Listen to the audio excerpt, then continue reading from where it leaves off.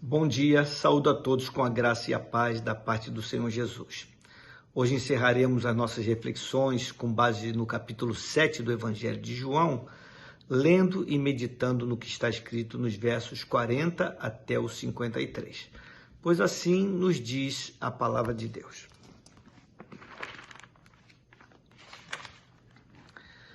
Então os que dentre o povo tinham ouvido estas palavras diziam: Ele é o Cristo.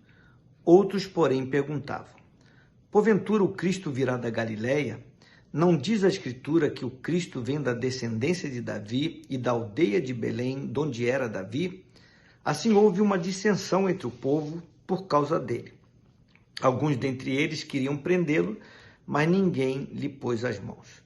Voltaram, pois, os guardas à presença dos principais sacerdotes e fariseus, e estes lhes perguntaram: Por que não o trouxestes? Responderam eles: Jamais alguém falou como este homem. Replicaram-lhe, pois, os fariseus: Será que também vós fostes enganados? Porventura creu nele alguém dentre as autoridades ou algum dos fariseus? Quanto a esta plebe que nada sabe da lei, é maldita. Nicodemos, um deles, que antes foi ter com Jesus, perguntou-lhes: Acaso a nossa lei julga um homem sem primeiro ouvi-lo e saber o que ele fez? Responderam eles: Dá-se-vos-á o caso de que também tu és da Galileia? Examina e verás que da Galileia não se levanta profeta. E cada um foi para a sua casa. Meus amados, o entendimento de todo o povo estava dividido e 3 grupos haviam se formado.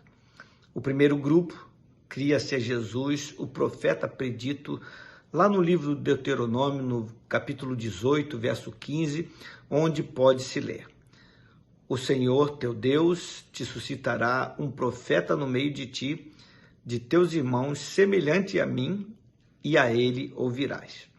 O segundo grupo reconhecia ser Jesus o Cristo, o Messias, mas não no sentido de ser ele aquele que viria salvar o povo do pecado, mas antes eles criam que Jesus pudesse ser um Messias do tipo do Moisés ou de Davi.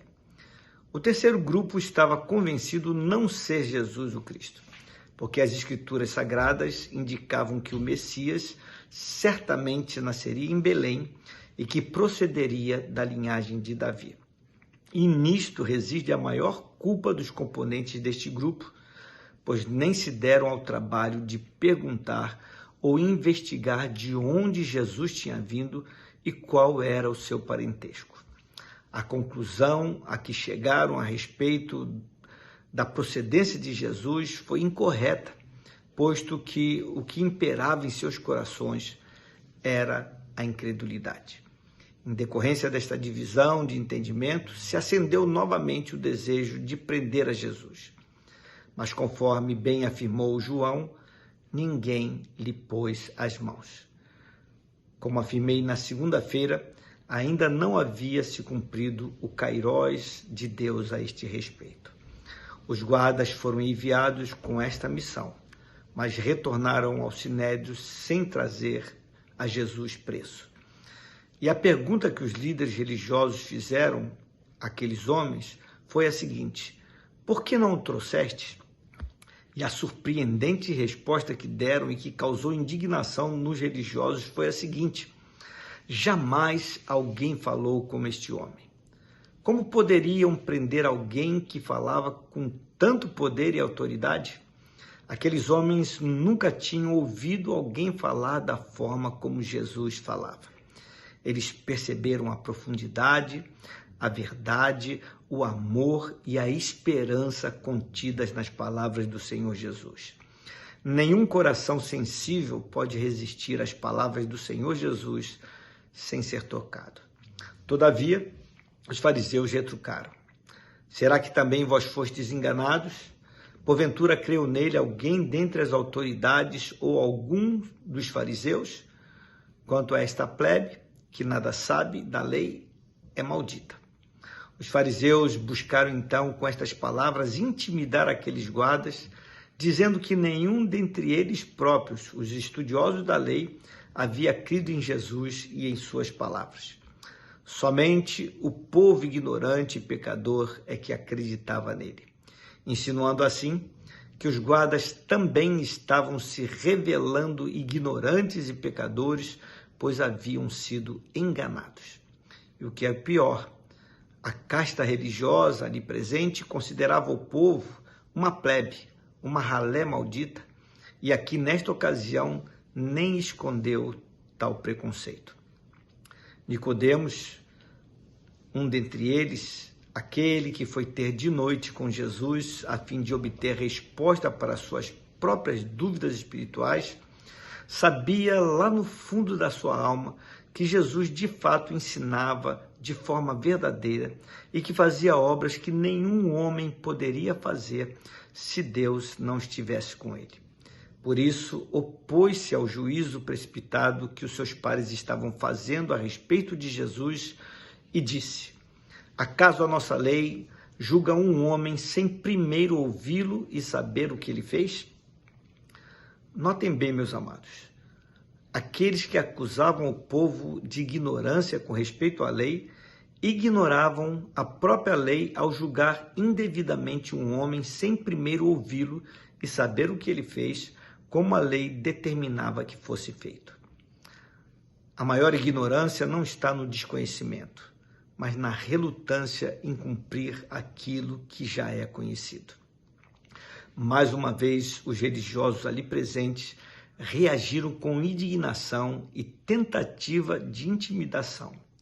E agora, em relação à pessoa do Nicodemos, um dos seus respeitados amigos, pois disseram: dá-se-á o caso de que também tu és da Galileia?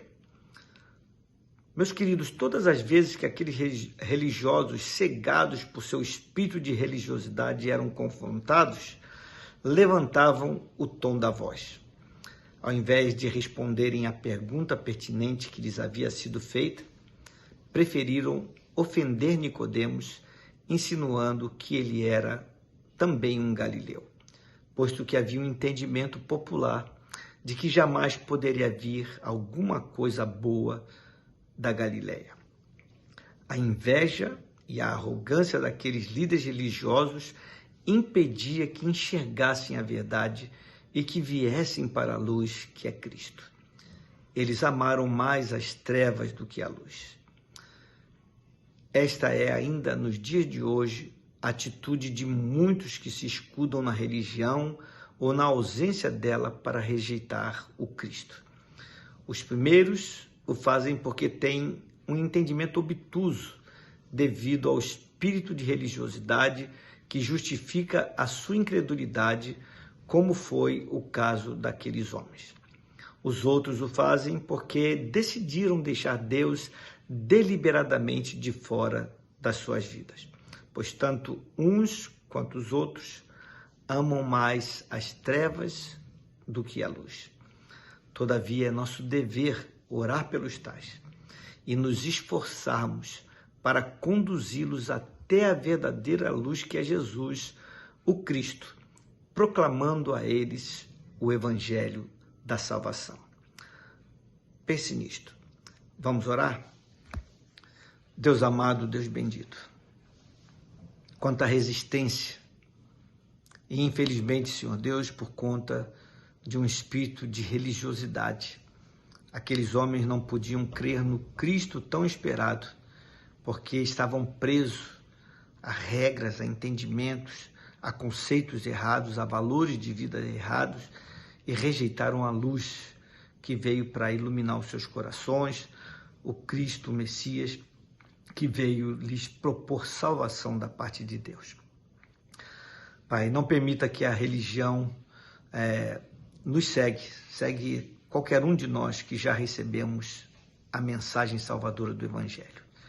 E também não permita, Senhor Deus, que o espírito de religiosidade segue tantas pessoas que, baseadas na sua religião, não conseguem abrir o coração para a verdade da salvação em Cristo Jesus. E também por aqueles que rejeitam a religião, querendo assim, Senhor Deus, tornarem-se céticos sem qualquer motivo que seja justificável. Tem misericórdia tanto de uns quanto de outros, como de nós. E que nós possamos, Senhor Deus, na condição de filhos teus e cristãos que somos, anunciar o evangelho da graça a esses queridos, ainda que haja resistência, e que isso redunde no louvor da tua glória. É a oração que fazemos a ti, no nome santo de Jesus. Amém. Meus queridos, tenham uma abençoada quarta-feira. Fiquem na paz do Senhor.